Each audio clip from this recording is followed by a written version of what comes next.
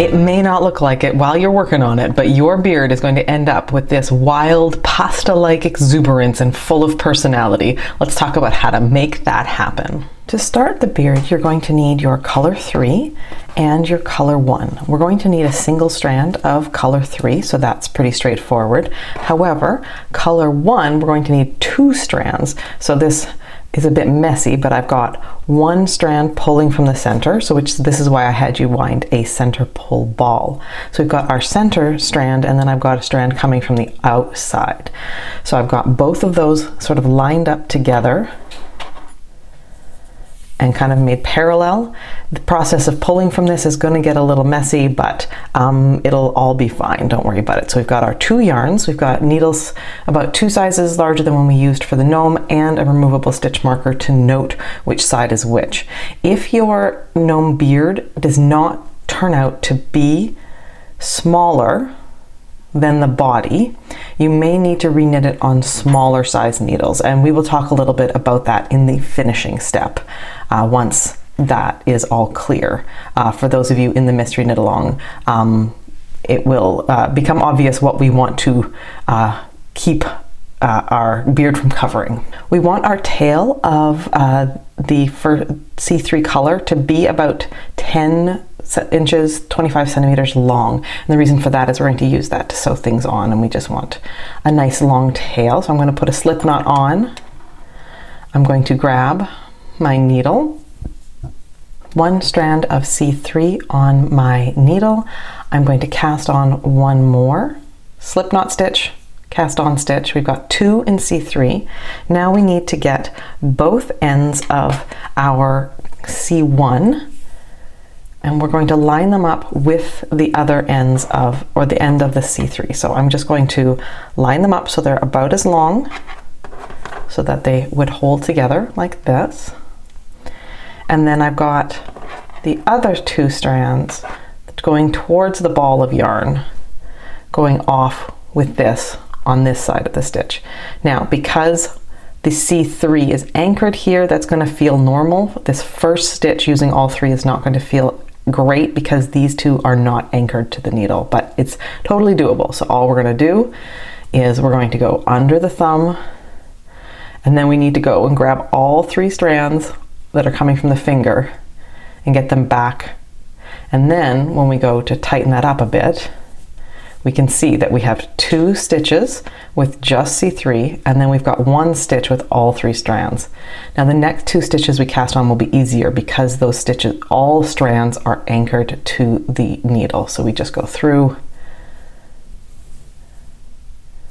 and then we do that 1 more time. So now we have 2 C3 stitches and 3 with 3 strands of yarn. And now we go either to the written instructions or the charted instructions, whichever you like. We are always going to work the first 2 stitches of the right side row as knitted through the back loop. So I'm going to put my needle in, I'm going to go to the back, I'm going to get the yarn. So I'm not going in like this, I'm going in through the back loop. I'm getting all 3 strands, and I'm doing that for the second stitch on the right side. Then we're going to knit 1 normally, and then we're going to drop the white strands, your C1 strands, to the front. By dropping them to the front, when we turn the work and want them to knit with 3 strands again, they'll be waiting in the right place for us. So we have the C1 strands to the front. Now we're going to knit 2. We don't want to knit these really tight because we do want the C3 color loops to be longer. And if we knit these really tight because all of a sudden now there's only 1 strand, that's not what we want. So just like don't tighten up, just keep things kind of normal. All right, so now we're going to turn the work. We're going to knit 2, and we'll be knitting every stitch, some of them through the back loop, but we're just going to knit, knit, knit. And then we want to, so we've knit our fringe stitches in just the 1 color, but now we're back to our stitches with 3 colors, and so we want to pick up those 2 strands that we dropped and are waiting for us, And now we just knit one, and then we knit them through the back loop. Twisting those stitches just makes a more stable edge for the beard once we are unraveling, because all stitches except for these 2 stitches will become unraveled as we make this beard. Now, because it is really important to only ever unravel the stitches we mean to unravel, I am going to suggest a couple of things. One is that you remember that when the yarn is coming off the top left of the work, you're looking at the wrong side. So when these ends are coming from the top right, that's the right side of the work. But I'm also going to suggest that you may want, at this point, to put on a removable stitch marker on the front. That just helps you make sure. The key thing is to end on the row I tell you to, either right side or wrong side, and that makes a big difference. Now, because in this fringe beard we have the fact that the stitches are very different color, that is going to also make it really easy for you to not accidentally unravel the wrong stitches.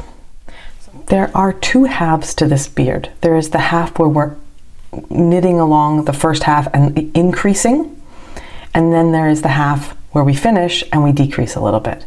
And so that would look, the very first increase comes in row 5. So we're going to knit 2 through the back loop. As always, we are just knitting those 2 stitches through the back loop every single time using all 3 strands.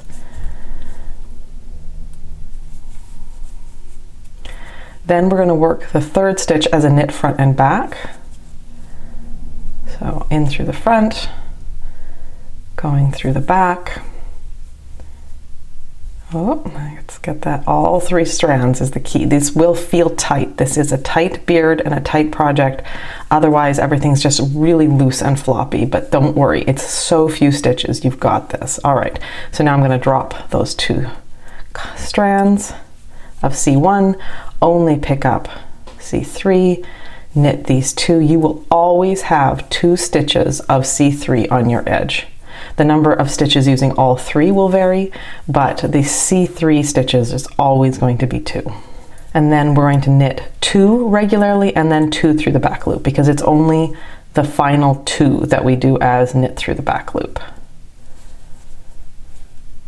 In the second half of the beard, you will occasionally knit 2 together using all 3 strands and maintaining the 2 stitch C3 fringe.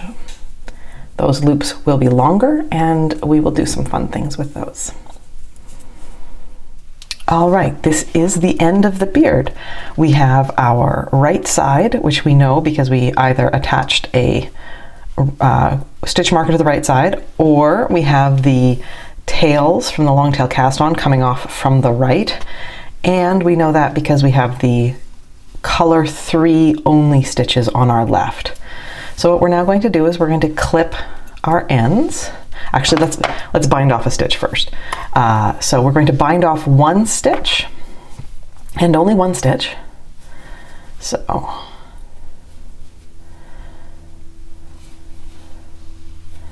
there we go. Hop that one over. So now is when we clip our yarn. So we can actually pull these stitches out already. Cut our yarn. I'm going to leave a nice long tail in case I want to use that side for sewing up. I usually don't though, because this yarn is lower down the beard. So let me show you what I mean by that. So then we just pull on this until it comes through that loop, and that's how we fasten off the second of the right side stitches. I'm going to remove my stitch marker as well now.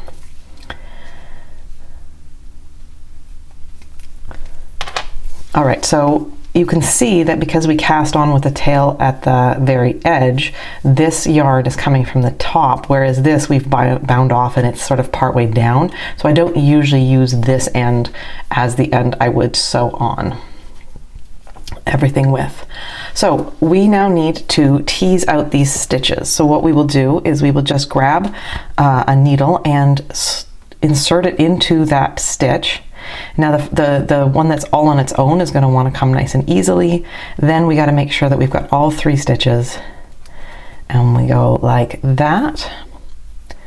So then we go to the next set of garter ridges and we pull, then we grab again once we have all 3 strands, and we pull. And we always want to pull until we get just 2. When people get messy results, what's happening sometimes is they've only pulled part way, and then the next ridge doesn't want to release because it's still sort of tied up here. So always make sure you're going until you have those last 2 cleaned up there. So all the way, all the way, all the way.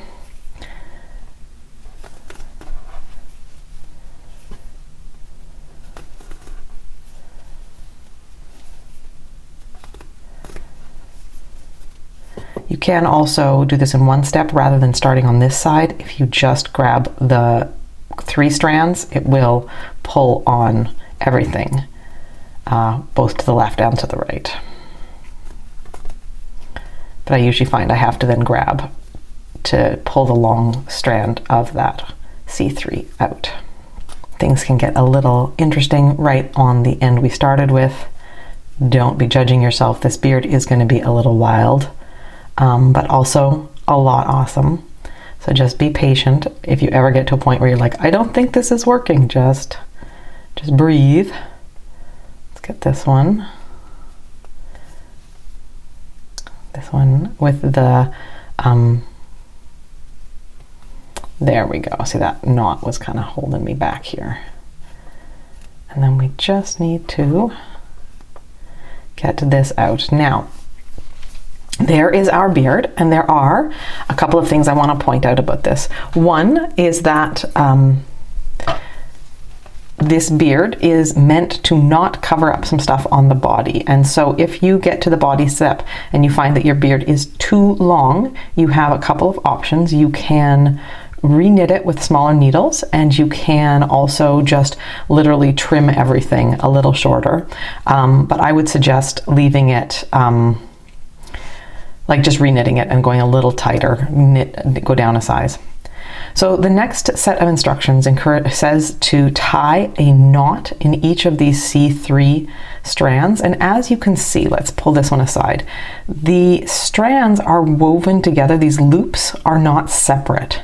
There is no way to get this loop completely separated from the white strands. And so don't spend time trying to straighten this out and get it unentangled. All you're going to do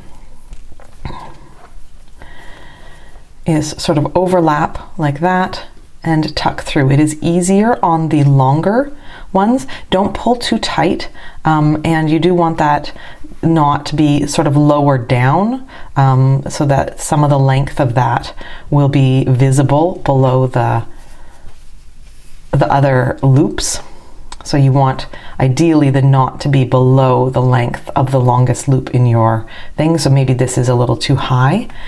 The shorter side ones do get a little trickier. So you may want to start in the middle, practice a little bit, and then come back to these because there's just so little to go around. You may find you want to grab a crochet hook and just use it to grab it through, or maybe if you don't have a crochet hook, you can just use a knitting needle to pull it through.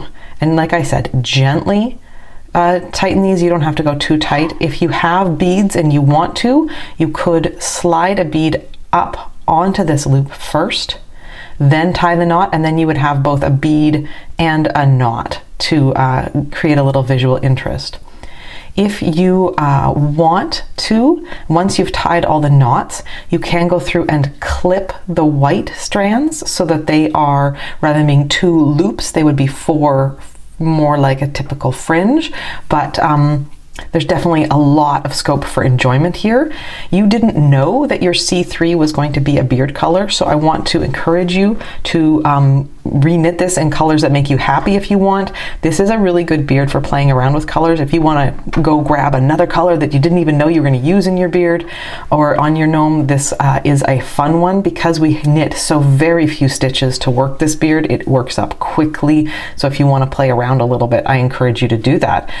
So I hope that this helped you see that this beard is not, is wordy but not difficult. and I hope you enjoy the outcome.